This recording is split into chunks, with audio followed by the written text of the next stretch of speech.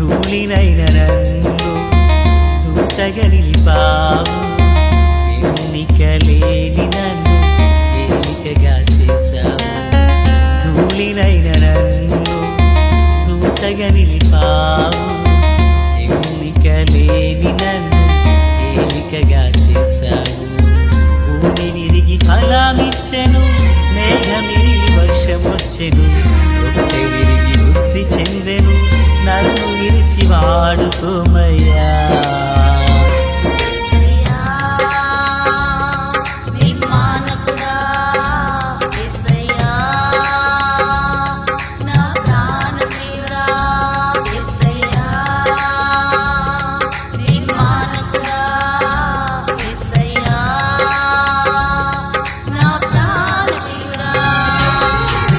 ధూళినైన నన్ను దూతగా నిలిపావు, ఎన్నికలేని నన్ను ఏలికగా చేశావు.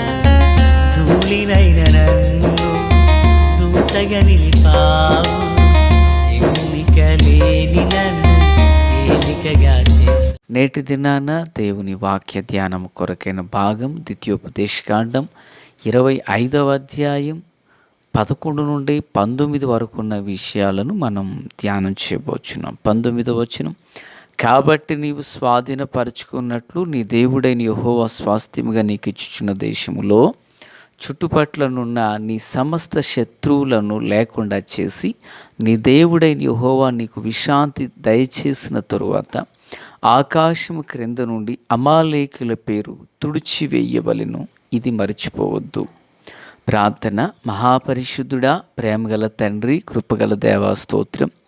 చదవబడిన వాక్యం మీది వినుచున్నవారు మీ దాసుడనైన నన్ను పూర్ణంగా మరుగు చేసి దైవస్వరము వినిపింపచేయండి. రాకడ కొరకు, రాజ్యం కొరకు సిద్ధం చేయండి. సియోనులో నుండి మీ కృపాహస్తం తోడను గ్రహించండి. వాక్కు చేత మాతో మాట్లాడండి. యేసు నామమున ఆమేన్. ప్రియులారా, బాగున్నారు కదా? ఈ అధ్యాయాన లేక ఈ చదివిన వచనాల్లో అనేక విషయాలు దేవదేవుడు బయలుపరిచారు. అయితే 17 నుండి అమాలేకీల గురించి మాట్లాడుచున్నారు. అంతకుముందు ఇద్దరు వ్యక్తుల మధ్య జరిగిన పోరాటము, వేరువేరు తూనికరాళ్ళను గురించి ప్రభు చెప్పారు. ఈ చివరి మాటను మనం తీసుకుంటున్నాము. అమాలేకీల పేరు ఆకాశము క్రింద దాన్ని పూర్తిగా తుడిచిపెట్టు. ఇజ్రాయేల్, అసలు ఈ సంగతిని మర్చిపోవద్దు. ఎందుకంటే నీవు వాగ్దాన భూమికి ఐగుప్తులో నుండి వచ్చుచుండగా అమాలేకీలు నీకు చేసిన దాన్ని జ్ఞాపకం చేసుకో అంటూ దేవుడు మాట్లాడుచున్నారు. ప్రియులారా, అమాలేకీల పేరును దేవుడు ఎందుకు తుడిచిపెట్టమంటున్నారు? అసలు ఈ అమాలేకీలు ఎవరు అనేది కూడా మనకు అత్యంత అవసరమైనటువంటి విషయమే. అమాలేకీల యొక్క ప్రస్తావన ఇక్కడ మాత్రమే కాదు, నిర్గమాకాండములో వీరిని గూర్చినటువంటి ప్రస్తావన కనిపిస్తుంది. నిజానికి అమాలేకీలు అనబడినటువంటి వారు ఎస్తేరు గ్రంథం వరకు కనిపిస్తారు.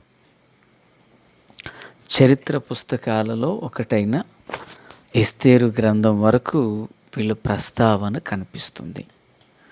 అయితే దైవజనుడైన పౌలు రాసినటువంటి శ్రేష్టమైన పత్రికల్లో ఆత్మీయ వివరణలను మనం గ్రహించినప్పుడు అమాలేకీలు చనిపోయారు, కానీ అమాలేకీల యొక్క ఆత్మ ఇంకా కొందరిని శోధిస్తుందన్నట్లుగా మనము గ్రహించవచ్చు.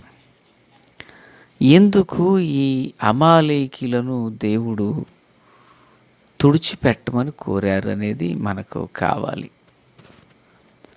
ప్రియులారా, అసలు ఎవరు ఈ అమాలేకీలు?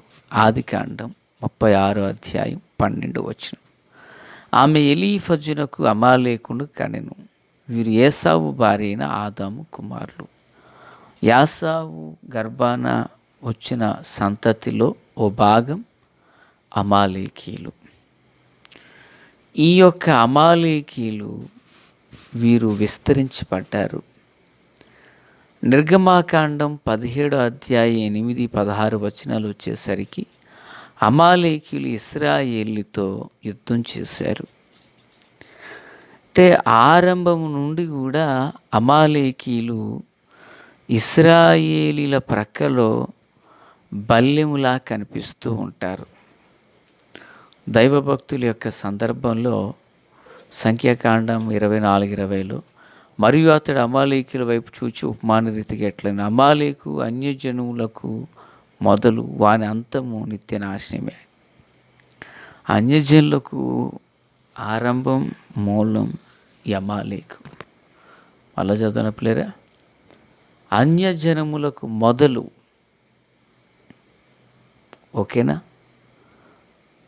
అన్య ఆచారాలకు, అన్య సాంప్రదాయాలకు, అన్యజనులకు ఆరంభమే ఈ అమాలేకీలు.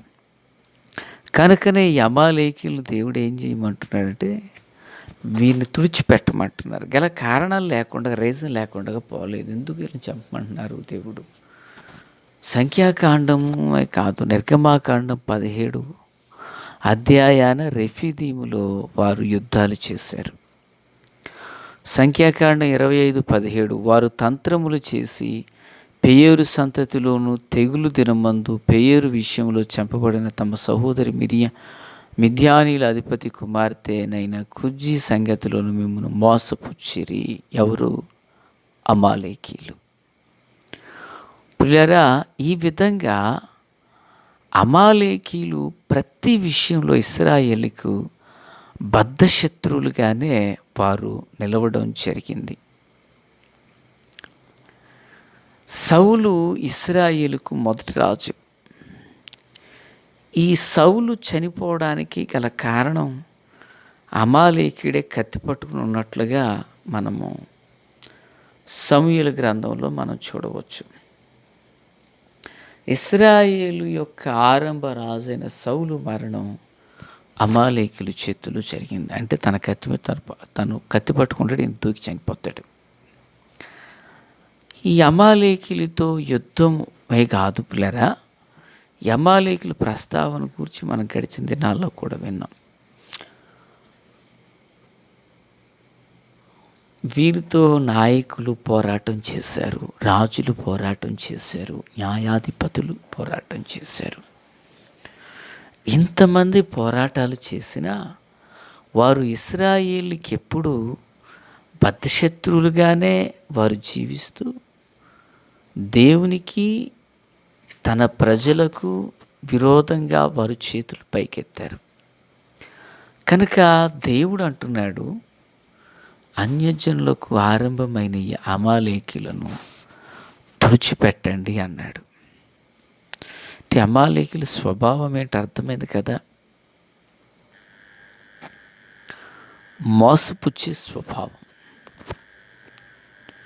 అమాలేకీలు అడ్డగించే స్వభావం. వాగ్దాన దేశానికి పోకుండా ఇశ్రాయేలీలను అంతమొందించుటకు ప్రయాసపడిన వారు ఈ యొక్క అమాలేకీలు. కనుకనే దేవుడు వారిని తుడిచిపెట్టండి అని చెప్పారు.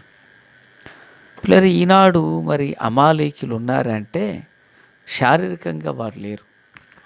ఎస్తేరు అనబడిన ఆమె వీరిని జయించింది. హల్లెలూయా.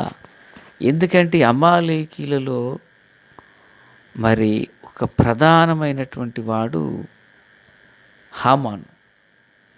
హామాను యొక్క వంశీయులందరూ కూడా అమాలేకీలే. వీరు యూదులు తుడిచిపెట్టాలనుకున్నారు. కనుకే ఈ యూదులు తుడిచిపెట్టాలనుకున్న స్వభావపు ఆలోచన మీకు ఎప్పుడైతే వచ్చిందో, మొర్దెకై ప్రార్థనాపూర్వకంగా నిలవబడితే ఎస్తేరు దానికి అంగీకరించారు. ఉపవాస ప్రార్థన, దేవుని దైవికమైన నడిపింపుతో అమాలేకీలందరినీ కూడా వారు ఎస్తేరు గ్రంథంలో నిర్మూలన చేయడం జరిగింది. పాఠమంతా ఒకటే. అమాలేకీయులు బాహ్యంగా లేరు, చనిపోయారు. కానీ అడ్డగించే ఆత్మ నేటికి పనిచేస్తుంది. ఇప్పుడు ఆ ఆత్మను మనం జయించాలంటే మనకు అవసరం ఉపవాసం, మనకు అవసరం ప్రార్థన, మనకు అవసరం వివేచన, మనకు అవసరం కన్నీటితో కూడిన విజ్ఞాపన. వీటి ద్వారా మాత్రమే అమాలేకు ఆత్మను మనం జయించగలుగుతాం. ఈ మాటలు వినిచిన ప్రియులారా, జీవితంలో ఎవరైనా సరే అమాలేకుల చేత, అమాలేకు ఆత్మ చేత మనం ఎన్నో విషయాల్లో నిలిచిపోయిన వారం. ఎందుకంటే అమాలేకు స్వభావపు ఆత్మ మనల్ని అడ్డగించింది. ఆత్మీయతలో, ప్రార్థన జీవితంలో, విశ్వాసంలో, ఈవెన్ మందిరానికి వెళ్ళే విషయంలో, దేవుని వాక్యాన్ని విని దేవునికి లోబడే విషయంలో కూడా మనల్ని అడ్డగించింది. దీన్ని జయించాలంటే 4 విషయాలు చెప్పాను. 1 ప్రార్థన, 2 ఉపవాసం, 3 వివేచనతో కూడిన దేవుని నడిపింపు, 4 కన్నీళ్ళు. కన్నీటి ఉపవాస ప్రార్థనలతో, వివేచనాత్మతో వారు జయించారు. కనుక మన జీవితంలో ఇట్టి వాటిని అలవరుచుకుందాం. కన్నీళ్ళను చూచి దాటిపోయే దేవుడు కాదు మన దేవుడు. కన్నీళ్లను చూచి ఆయన కరిగిపోయే దేవుడు. నీ కన్నీళ్లను ఆయన నాట్యంగా మారుస్తాడు. ప్రభు తన కార్యం జరిగించునుగాక. తండ్రి దేవ స్తోత్రం. వాక్యం అందరి హృదయాల్లో ఫలపరితం చేసి మేలు చేత నింపి నడిపించమని యేసు నామములో ఆమేన్. Praise the lord.